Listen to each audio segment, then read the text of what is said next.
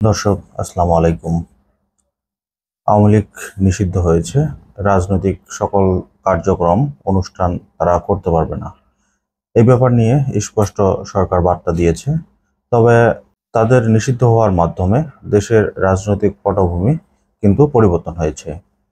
BBC Bangla একটি জরিপ করেছে। সেই জরিপে তারা বলেছে যে আওয়ামী লীগ এই মুহূর্তে নির্বাচন হলে আওয়ামী লীগের ভোট কোন দলের যাবে।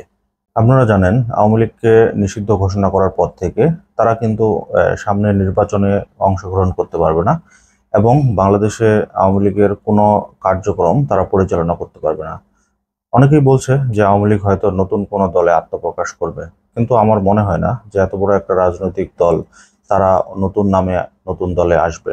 যদিও শোনা গিয়েছিল যে রিফাইন্ড আওয়ামী লীগ হিসেবে সাবের হোসেন, আব্দুল হামিদ, তারপরে সেলিনা হায়াৎ আইভি এদের নাম শোনা গিয়েছিল, কিন্তু শেষমেশ আব্দুল হামিদ পালিয়ে গেল, সেলিনা হায়াৎ আইভি গ্রেপ্তার হলো।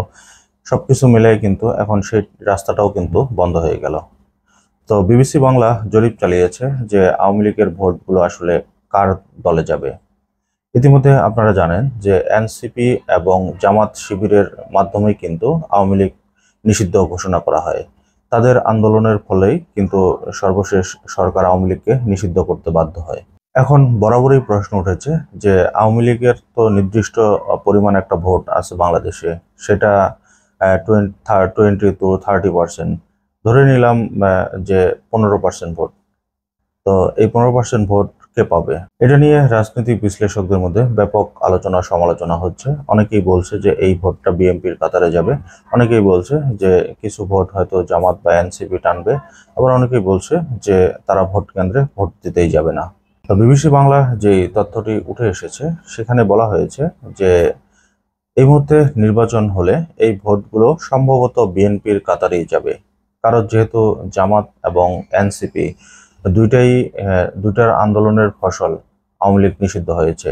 বিএনপি কিন্তু কখনো আওয়ামী লীগের নিষিদ্ধে সেভাবে চায়নি।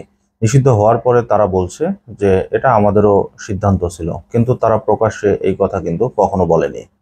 এবং মির্জা ফখরুল কিন্তু বরাবরই বলে আসছিল যে আমরা কখনো আওয়ামী লীগের নিষিদ্ধ চাই না, জনগণ ভোটের মাধ্যমে আওয়ামী লীগকে নিষিদ্ধ ঘোষণা করবে। ইতিমধ্যে রুহুল কবির রিজভী কিন্তু একটা ঘোষণা দিয়েছে যে তারা নতুন করে কে কে বিএনপিতে যোগদান করবে, এরকম একটা ফর্ম তারা কিন্তু দিচ্ছিল কয়েকদিন আগে। তো অনেকেই বলছেন যে আওয়ামী লীগের এইসব নেতাকর্মী হয়তো এই বিএনপিতে যোগদান করবে। ইতিমধ্যে অনেক জায়গায় কিন্তু আমরা খবর পেয়েছি যে আওয়ামী লীগের অনেক লোকজন কিন্তু বিএনপিতে যাচ্ছে। এই খবরটা বরাবরই কিন্তু উঠে এসেছে বিভিন্ন গণমাধ্যমগুলোতে। কিছু কিছু নেতাকর্মী জামাত ইসলামের সাথে সংঘবদ্ধ হয়ে কাজ করছে, কিন্তু এনসিপির সাথে সেভাবে এখন পর্যন্ত কাউকে সক্রিয় হতে দেখা যায়নি। তবে অনেকেই বলছেন যে আওয়ামী লীগ যদি রিফাইন্ড হয় তাহলে হয়তো এনসিপির মাধ্যমেই হবে। এটা এখন কতটুকু সত্যি হবে সেটাই ভবিষ্যতে দেখা যাবে, কিন্তু এখন পর্যন্ত এনসিপির সাথে আওয়ামী লীগের সেরকম কোনো সখ্যতা গড়ে ওঠার সম্ভাবনা নেই। যেহেতু তারা নিষিদ্ধ হয়েছে, তাদের ভোটটা এখন কে পাবে? আমি যতটুকু মনে করি কিছু ভোট হয়তো বিএনপি পেলেও পেতে পারে, আর ম্যাক্সিমাম যারা মনে প্রাণে আওয়ামী লীগের সাপোর্ট করে তারা হয়তো ভোট কেন্দ্রে ভোট দিতেই যাবে না। আর কিছু মানুষ সুবিধাভোগী যারা, তারা হয়তো বিএনপির পক্ষ নিয়েই থাকবে। তবে এখন দেখার অপেক্ষায়, আসলে ভোট হলেই বোঝা যাবে যে ভোট কেন্দ্রে ভোটারের সংখ্যা উপস্থিতি কেমন এবং আওয়ামী লীগের যে ভোটাররা ছিল তারা আসলে কাদেরকে ভোট দেয়। তো আজকের মতো এই পর্যন্তই। আল্লাহ হাফেজ।